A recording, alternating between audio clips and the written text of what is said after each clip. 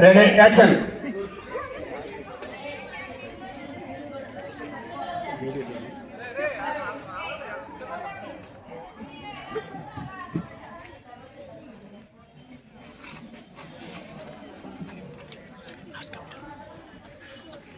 నమస్కారం పెట్టారు అందరికీ. నమస్కారం పెట్టారు అందరికీ.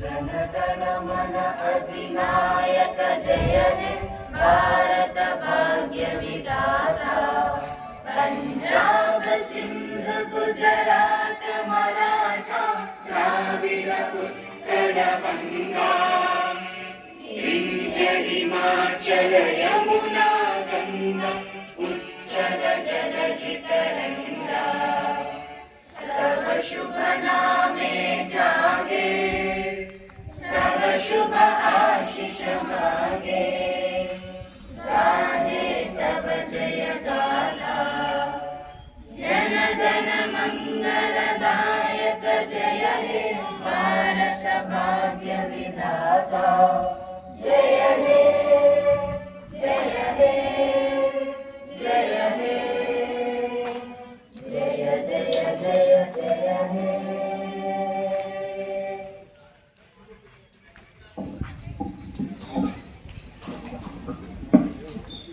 ఆంధ్రప్రదేశ్ శాసనసభ శీతాకాల సమావేశాలకు విచ్చేసిన గౌరవ స్వాగతం.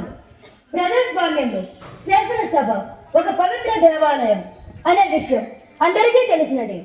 ప్రజలు ఎంతో నమ్మకంతో వారి భవిష్యత్తుకు భరోసా కల్పిస్తారని, బాధ్యతాయుతమైన ప్రణాళికలు చట్టాలు రూపొందిస్తారని విశ్వాసంతో మనల్ని ఎన్నుకుని ఈ చట్ట సభకు పంపించారని ప్రతి ఒక్కరూ గుర్తెరిగి ప్రవర్తించాలి.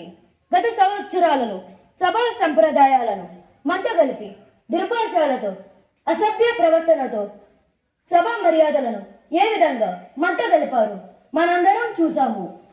వారిని ప్రజలు ఏ విధంగా శిక్షించారు ప్రతి సభ్యులు గుర్తించుని సభా విధి విధానాలను పాటించి రాష్ట్ర అభివృద్ధిలో అధికార ప్రతిపక్ష సభ్యులు బాధ్యతమైన భూమిక పోషించాలని తెలియజేస్తూ శీతాకాల సమావేశాలు ప్రారంభిస్తున్నాము.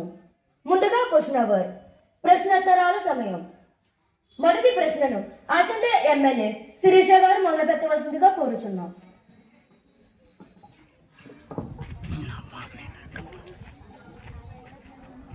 ముందుగా నాకు ఈ అవకాశం ఇచ్చిన అధ్యక్షుల గారికి నా ధన్యవాదాలు తెలియజేస్తున్నాను. అధ్యక్ష, మా పరిసరాల్లో ఉన్నటువంటి ఒక ఫ్యాక్టరీ నుండి కలుషితమైనటువంటి నీరును పంట కాలువల్లో విడిచిపెట్టడం అనేది చాలా కాలంగా జరుగుతుంది అధ్యక్ష. అందువల్ల ఈ కాలుష్యం నివారణ కోసం అనేకసార్లు అసెంబ్లీలో ప్రస్తావించినప్పటికీ చర్యలు తీసుకోలేదు అధ్యక్ష. పంట కాలువలు పాడయ్యి ఈ కలుషితమైన నీరు త్రాగి పశువులు చనిపోతున్నాయి అధ్యక్ష. రైతుల వ్యవసాయాలు దెబ్బతిని దిగుబడి తగ్గిపోతున్నాయి అధ్యక్ష. మీ ద్వారా ఈ సమస్య పరిష్కారానికి ఏ విధమైన చర్యలు తీసుకుంటారో తెలియజేయవలసిందిగా కోరుచున్నాను అధ్యక్ష. ధన్యవాదాలు అధ్యక్ష. ఈ ప్రశ్నపై ఇండస్ట్రీస్ మినిస్టర్ ఎం పూజిత గారి స్పందన చూద్దాం.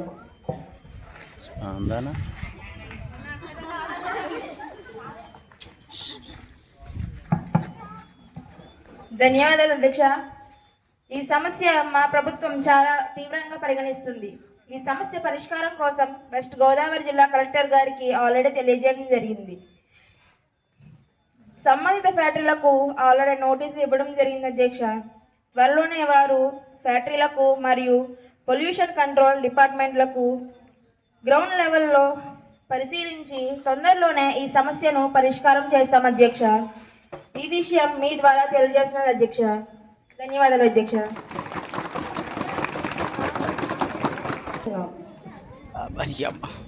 అధ్యక్ష, తణుకుపట్నంలో జాతీయ రహదారి ఉండ్రాజవరం ఫ్లైఓవర్ వంతెన నిర్మాణం దాదాపుగా 3-4 సంవత్సరాల క్రితం ప్రారంభించారు అధ్యక్ష.